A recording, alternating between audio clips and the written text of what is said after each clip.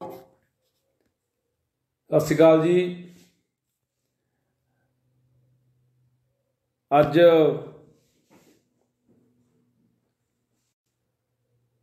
Palace ਦੇ ਵਿੱਚ ਇਕੱਠ ਸੀਗਾ ਤੇ ਜਿੰਨੇ ਵੀ ਸਾਥੀ ਜਿਨ੍ਹਾਂ ਨੇ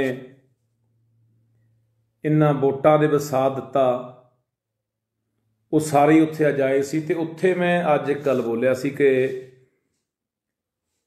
ਬਖਸ਼ੇ ਨਹੀਂ ਜਾਣਗੇ। ਉਸ ਤੋਂ ਬਾਅਦ ਕਈ ਸੱਜਣਾਂ ਦੇ ਫੋਨ ਆਏ ਕਿ ਬਾਈ ਆਹ ਕੀ ਗੱਲ ਬੋਲਿਆ, ਕੀ ਰੌਲਾ ਹੋ ਗਿਆ, ਨਹੀਂ ਬੋਲਣੀ ਚਾਹੀਦੀ ਸੀ। ਤਾਂ ਥੋੜ੍ਹਾ ਜਿਹਾ ਨਾ ਮੈਂ ਉਹਦੇ ਬਾਰੇ ਸਪਸ਼ਟ ਕਰ ਦਿਆਂ, ਕਿਉਂਕਿ ਉਹ ਗੱਲ ਪੂਰੀ ਨਹੀਂ ਕਿਸੇ ਨੇ ਸੁਣੀ ਜਾਂ ਕਿਸੇ ਵੀ ਚੈਨਲ ਨੇ ਚਲਾ ਦਿੱਤੀ ਉਹਨੇ ਗੱਲ ਕੱਟ ਕੇ। ਅਸਲ ਗੱਲ ਉਹ ਕੀ ਸੀਗੀ ਉਹ ਵੀ ਤੁਹਾਨੂੰ ਮੈਂ ਦੱਸਣ ਲੱਗਿਆ ਕਿ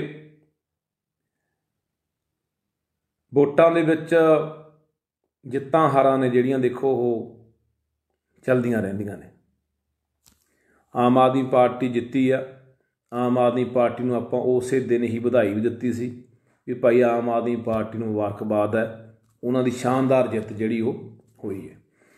ਜਦੋਂ ਕੋਈ ਪਾਰਟੀ ਜਿੱਤ ਜਾਂਦੀ ਆ, ਕੋਈ ਉਮੀਦਵਾਰ ਜਿੱਤ ਜਾਂਦਾ, ਤਾਂ ਜਿੰਨੇ ਉਹਦੇ ਨਾਲ ਜੁੜੇ ਹੋਏ ਉਹਦੇ ਸਾਥੀ ਹੁੰਦੇ ਆ ਜਿਨ੍ਹਾਂ ਨੇ ਜ਼ੋਰ ਲਾਇਆ ਹੁੰਦਾ। ਦੇਖੋ ਹਰ ਪਾਰਟੀ ਪਿੱਛੇ, ਹਰ ਬੰਦੇ ਪਿੱਛੇ ਬੰਦੇ ਜ਼ੋਰ ਲਾਉਂਦੇ ਆ, ਤਾਂ ਉਹਨਾਂ ਨੇ ਖੁਸ਼ੀ ਮਨਾਉਣੀ ਹੁੰਦੀ ਹੈ। ਇਹ ਬਣਦਾ ਵੀ ਹੈ, ਖੁਸ਼ੀ ਮਨਾਓ, ਚਾਹੇ ਤੁਸੀਂ ਭੰਗੜੇ ਪਾਓ, ਢੋਲ ਵਜਾਓ, ਰੰਗ ਪਾਓ, ਜੋ ਮਰਜ਼ੀ ਕਰੋ, ਕਰਨਾ ਚਾਹੀਦਾ ਵੀ ਹੈ। ਕੋਈ ਜ਼ੋਰ ਲੱਗਿਆ ਹੁੰਦਾ ਬੰਦਿਆਂ ਨੂੰ, ਉਹੀ ਤਾਂ ਦਿਨ ਹੁੰਦਾ ਬੰਦਿਆਂ ਕੋਲੇ ਕਿ ਯਾਰ ਅੱਜ ਮਸਾਂ ਦਿਨ ਆਇਆ, ਇੰਨਾ ਜ਼ੋਰ ਲੱਗਿਆ ਵਾ ਸੀ।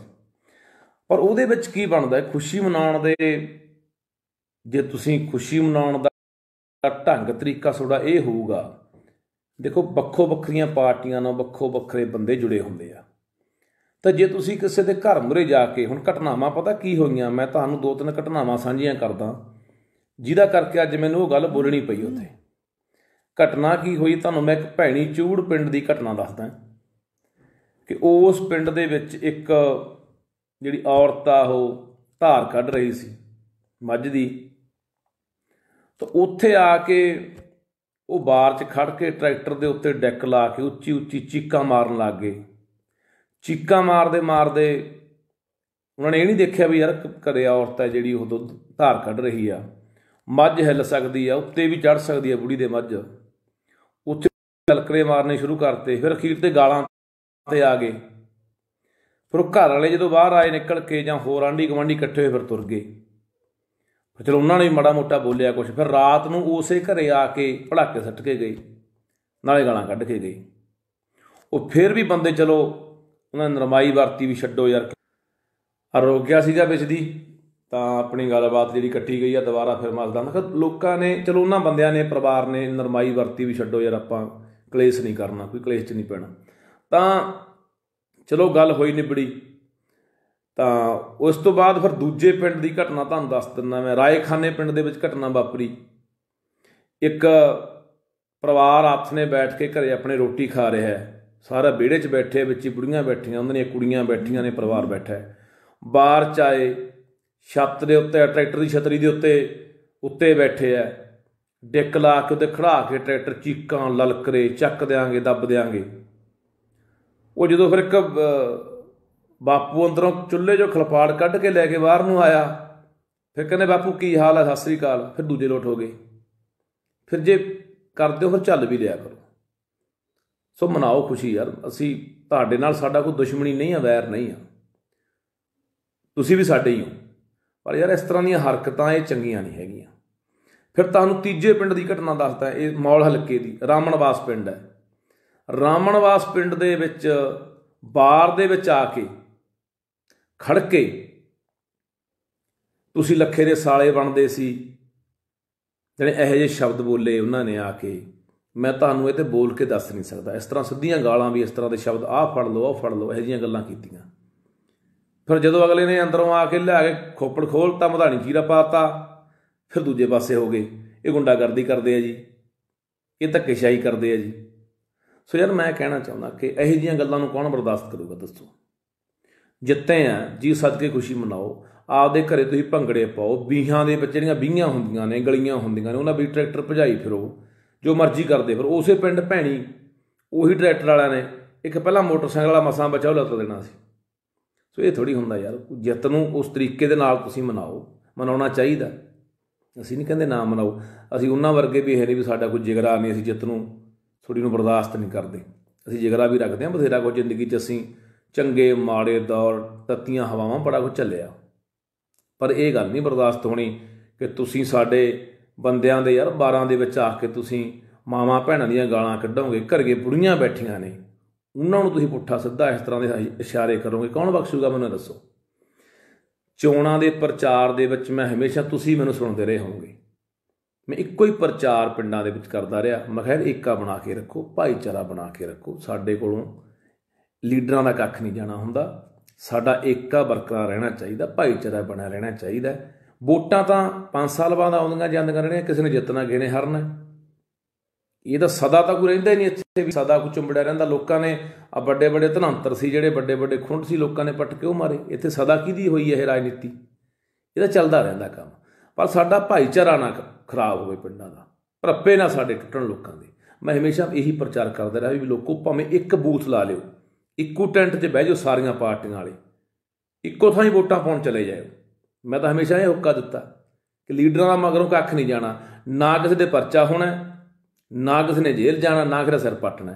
ਉਹ ਸੋਡੇ ਹੀ ਪੱਟਣੇ ਆ, ਤੁਸੀਂ ਵੀ ਲੜਨਾ ਮਰ ਮਰ ਕੇ, ਕੱਖ ਨਹੀਂ ਕੱਢੋਗੇ ਇਹਨਾਂ ਗੱਲਾਂ 'ਚੋਂ। ਇਹਦੇ ਫੂਲ ਘਟਨਾ ਵਾਪਰੀ ਸੀ, ਵੋਟਾਂ ਦੀ ਕੋਈ ਘਟਨਾ ਸੀ। ਇੱਕ ਬੰਦਾ ਜਿੱਤਣ ਵਾਲੇ ਪਾਸੇ, ਦੂਜਾ ਹਾਰਨ ਵਾਲੇ ਪਾਸੇ ਸੀ। ਜਿੱਤਣ ਵਾਲਾ ਬੰਦਾ ਹਾਰਨ ਵਾਲੇ ਦੇ ਆ ਕੇ ਬਾਹਰ 'ਚ ਲਲਕਰੇ ਮਾਰਨ ਲੱਗ ਗਿਆ, ਉਹਨੇ ਚੱਕ ਕੇ ਸਿਰ 'ਚ ਕਸੌਲਾ ਮਾਰਿਆ, ਉਹਦੀ ਮੌਤ ਹੋ ਗਈ, ਉਹ ਮਰ ਗਿਆ। ਦੂਜਾ ਜੇਲ੍ਹ 'ਚ ਜਾ ਕੇ ਬਹਿ ਗਿਆ, ਉਹਨੂੰ ਉਮਰ ਕੈਦ ਹੋ ਗਈ। ਦੋਨੇ ਘਰ ਪੱਟੇ ਗਏ। ਲੀਡਰ ਮੁੜ ਕੇ 2 ਕਿਲੋ ਗੰਢੇ ਵੀ ਨਹੀਂ ਦੇ ਕੇ ਆਉਂਦੇ ਮੁਲਾਕਾਤ ਕਰਕੇ, ਵੀ ਅੰਦਰ ਜੇਲ੍ਹ 'ਚ ਪਤਾ ਹੀ ਲੈ ਆਉਣਗੇ, ਜਿੰਨਾ ਪਿੱਛੇ ਤੁਸੀਂ ਮਰਦੇ ਮਾਰਦੇ ਫਿਰਦੇ ਹੋ। ਇਸ ਕਰਕੇ ਕਹਿਣਾ ਕਿ ਇਹਨਾਂ ਹਰਕਤਾਂ ਤੋਂ ਆਵਾਜ਼ ਆਓ। ਫਿਰ ਤੁਸੀਂ ਮੁੜ ਕੇ ਸਾਡੇ ਤਬਾਹ ਹੋਈ ਧਰ ਲੈਂਦੇ ਆ, ਇਹ ਗੈਂਗਸਟਰ ਹੈ ਜੀ, ਇਹ ਗੈਂਗਸਟਰਾਂ ਦੀ ਬੋਲੀ ਫਿਰ ਬੋਲਦੇ ਆ, ਇਹ ਬਦਮਾਸ਼ਾਂ ਦੀ ਬੋਲੀ ਬੋਲਦੇ ਆ। ਇਹ ਕਿੱਥੋਂ ਦਾ ਸਲੀਕਾ ਅਤੇ ਤਰੀਕਾ ਕਿ ਤੁਸੀਂ ਕਿਸੇ ਨੂੰ ਕਹੋ ਤੁਸੀਂ ਲੱਖੇ ਦੇ ਸਾਲੇ ਬਣਦੇ ਸੀ, ਐਂ ਕਰਤਾ ਉਹ ਕਰਤਾ, ਗਲਤ ਇਸ਼ਾਰੇ ਬੈਠੀਆਂ ਹੋਣ ਤੇ ਫਿਰ ਤੁਹਾਨੂੰ ਖੰਡ ਕਿਹੜਾ ਪਾਊ? ਤੁਸੀਂ ਆਪੇ ਹਿਸਾਬ ਲਾ ਲਓ। ਸੋ ਇਸ ਕਰਕੇ ਸਾਡੇ ਵੱਲੋਂ ਰੋਜ਼ ਡੀਜੇ ਚਲਾਓ ਬਾਈ, ਨੱਚੋ, ਭੰਗੜੇ ਪਾਓ। ਮੈਂ ਫੇਰ ਕਹਿਣਾ, ਤੁਹਾਡੇ ਨਾਲ ਸਾਡਾ ਕੋਈ ਵੈਰ ਨਹੀਂ ਆ, ਤੁਹਾਡੇ ਨਾਲ ਕੋਈ ਸਾਡੀ ਦੁਸ਼ਮਣੀ ਨਹੀਂ ਆ, ਤੁਸੀਂ ਵੀ ਸਾਡੇ ਹੋ, ਤੁਸੀਂ ਮੇਰੇ ਭਰਾ ਹੋ, ਕੋਈ ਛੋਟਾ ਹੋਣਾ ਕੋਈ ਵੱਡਾ ਹੋਣਾ।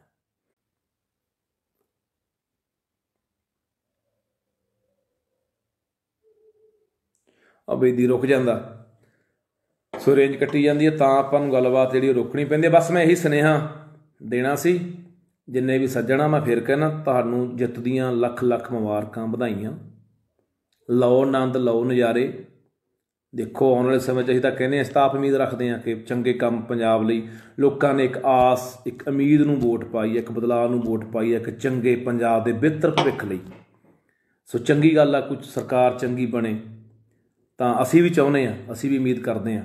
ਅਸੀਂ ਉਹਨਾਂ 'ਚੋਂ ਨਹੀਂ ਹੈਗੇ ਕਿ ਕਿਸੇ ਦੀਆਂ ਲੱਤਾਂ ਖਿੱਚੀ ਜਾਵਾਂਗੇ ਵੀ ਹਾਂ ਲੋਕਾਂ ਨੇ ਕਿਉਂ ਵੋਟਾਂ ਪਾਤੀਆਂ, ਕਿਉਂ ਸਰਕਾਰ ਬਣਾਤੀ। ਨਹੀਂ, ਲੋਕਾਂ ਨੇ ਤੁਹਾਨੂੰ ਚੁਣਿਆ, ਇੱਕ ਬਦਲ ਚੁਣਿਆ ਲੋਕਾਂ ਨੇ। ਲੋਕਾਂ ਨੂੰ ਕਰਕੇ ਦਿਖਾ ਦਿਓ। ਅਸੀਂ ਵੀ ਜਿੱਥੇ ਸਹੀ ਕੰਮ ਕਰੋਗੇ, ਤੁਹਾਡੀ ਹੌਸਲਾ ਅਫਜ਼ਾਈ ਵੀ ਕਰਾਂਗੇ, ਤੁਹਾਡੇ ਲਈ ਬੱਲੇ ਬੱਲੇ ਵੀ ਤੁਹਾਡੀ ਕਰਾਂਗੇ।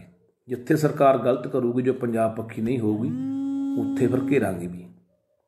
ਸੋ ਇਸ ਕਰਕੇ ਅਸੀਂ ਉਹਨਾਂ 'ਚੋਂ ਨਹੀਂ ਹੈਗੇ ਜਿਹੜੇ ਆਮ ਤੌਰ 'ਤੇ ਲੀਡਰ ਕਰਦੇ ਹੁੰਦੇ ਆ ਕਿ ਹਜਮ ਨਹੀਂ ਹੁੰਦੀਆਂ ਗੱਲਾਂ।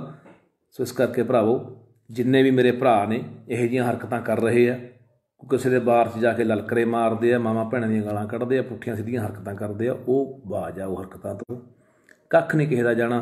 ਕੋਈ ਅੱਕਿਆ ਹੋਇਆ ਬੰਦਾ ਸਿਰ ਖੋਲ੍ਹ ਦਿੰਦਾ ਅਤੇ ਜਾਂ ਫਿਰ ਪਿੱਤਲ ਭਰ ਦਿੰਦਾ, ਫਿਰ ਲਈ ਫਿਰ ਲੀਡਰਾਂ ਨੂੰ ਚੱਕ ਕੇ ਸਿਰ 'ਤੇ, ਕਿ ਇਹਦਾ ਕੱਖ ਨਹੀਂ ਬਾਈ ਜਾਣਾ। ਸੋ ਜਿੱਤ ਹੋ ਗਈ। ਆਪਾਂ ਤਾਂ ਪਹਿਲਾਂ ਹੀ ਬੜੇ ਆਪਸ ਮੇਂ ਲੜ ਮਰੀ ਜਾਂਦੇ ਹਾਂ। ਪਹਿਲਾਂ ਹੀ ਆਪਣੀ ਤਾਂ ਜਵਾਨੀ ਕੋਈ ਚਿੱਟੇ ਨੇ ਖਾ ਲਈ, ਕੋਈ ਕਿਸੇ ਤਰੀਕੇ ਨਾਲ ਮਰ ਗਿਆ, ਕੋਈ ਗੈਂਗਵਾਰ 'ਚ ਮਰ ਗਿਆ, ਅਤੇ ਹੁਣ ਇਕੱਲੇ ਆਪਾਂ ਬਿਨਾਂ ਗੱਲ ਤੋਂ ਇਹਨਾਂ ਲੀਡਰਾਂ ਦੇ ਪਿੱਛੇ ਜਾਂ ਸਿਆਸੀ ਪਾਰਟੀਆਂ ਦੇ ਪਿੱਛੇ ਆਪਣਾ ਭਾਈਚਾਰਾ ਖਰਾਬ ਕਰਕੇ ਚੰਗੀ ਗੱਲ ਨਹੀਂ ਹੈ। ਸੋ ਬਸ ਇੰਨੀ ਮੈਂ ਤੁਹਾਨੂੰ ਗੁਜ਼ਾਰਿਸ਼ ਕਰਦਾ ਕਿ ਇਸ ਤਰ੍ਹਾਂ ਦੀਆਂ ਹਰਕਤਾਂ ਨਾ ਕਰੋ। ਅਤੇ ਜੇ ਇਸ ਤਰ੍ਹਾਂ ਦੀਆਂ ਹਰਕਤਾਂ ਕਰੋਗੇ, ਅਖੀਰ ਨੂੰ ਤੁਸੀਂ ਲੋਕਾਂ ਦੀਆਂ ਬੁੜੀਆਂ ਲੋਕਾਂ ਦੇ ਘਰਾਂ ਤੱਕ ਆਓਗੇ, ਤਾਂ ਫਿਰ ਘੱਟ ਇੱਥੇ ਕੋਈ ਨਹੀਂ ਹੁੰਦਾ। ਆਟਾ ਸਾਰੇ ਉਹੀ ਚੱਕੀ ਦਾ ਖਾਂਦੇ ਹੁੰਦੇ ਆ, ਅਤੇ ਉਹੀ ਮਿੱਟੀ ਦੇ ਜੰਮੇ ਆ। ਜਿਹੜੀ ਮਿੱਟੀ ਦੇ ਆਪਾਂ ਕਹਿੰਦੇ ਕਿ ਮੈਂ ਜੰਮਿਆ, ਸਾਰੇ ਆਪਾਂ ਉਸੇ ਮਿੱਟੀ ਦੇ ਜੰਮੇ ਆ। ਇਸ ਕਰਕੇ ਇਹਨੂੰ ਨਜ਼ਾਰੇ ਲਓ, ਸਗੋਂ ਦੀ ਕੋਸ਼ਿਸ਼ ਕਰੋ ਲੀਡਰਾਂ ਨੂੰ ਜਗਾਉਣ ਦੀ, ਕਿ ਆਉਣ ਵਾਲੇ ਸਮੇਂ ਦੇ ਵਿੱਚ ਚੰਗਾ ਕੰਮ ਉਹ ਪੰਜਾਬ ਲਈ ਕਰਨ। ਬਸ ਇੰਨੀਆਂ ਕੁ ਮੇਰੀਆਂ ਤੁਹਾਨੂੰ ਗੁਜ਼ਾਰਿਸ਼ਾਂ ਜੀ। ਮੈਨੂੰ ਜਿਹੜਾ ਤੁਹਾਡੇ ਨਾਲ ਰੂਬਰੂ ਇਸ ਕਰਕੇ ਹੋਣਾ ਪੈ ਗਿਆ ਕਿ ਕਈ ਸੱਜਣਾਂ ਦੇ ਫੋਨ ਆਏ ਕਿ ਬਾਈ ਤੂੰ ਪੈਲਸ ਚਾਹ ਬੋਲ ਗਿਆ ਯਾਰ, ਵੀ ਬਖਸ਼ੇ ਨਹੀਂ ਜਾਣਗੇ। ਉਹ ਤਾਂ ਤੁਹਾਨੂੰ ਮੈਂ ਦੱਸਿਆ ਵੀ ਅਸਲ ਘਟਨਾਵਾਂ ਕੀ ਵਾਪਰੀਆਂ, ਪਿੰਡਾਂ ਦੇ ਵਿੱਚ ਕੀ ਹੋਇਆ, ਤਾਂ ਮੈਂ ਇਹ ਜਿਹੜਾ ਹੈਗਾ ਮੈਨੂੰ ਦੁਬਾਰੇ ਤੁਹਾਡੇ ਰੂਬਰੂ ਹੋ ਕੇ ਜਿਹੜੀ ਗੱਲਬਾਤ ਕਰਨੀ ਪਈ ਹੈ। ਧੰਨਵਾਦ, ਜਿਉਂਦੇ ਵਸਦੇ ਰਹੋ, ਰੱਬ ਰੱਖ।